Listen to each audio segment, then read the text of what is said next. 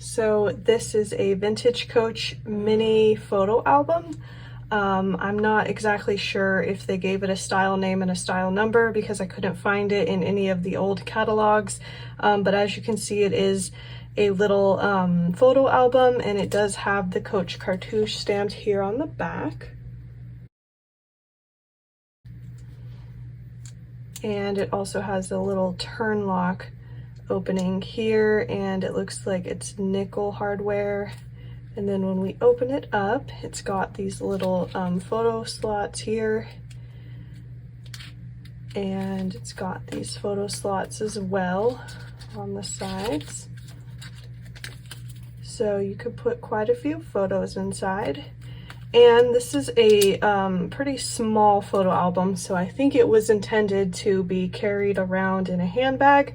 So it's a great little option if you want to carry some photos with you. So anyway, this is a great little collector's piece, and something that would be nice if you want to carry some photos around in your purse.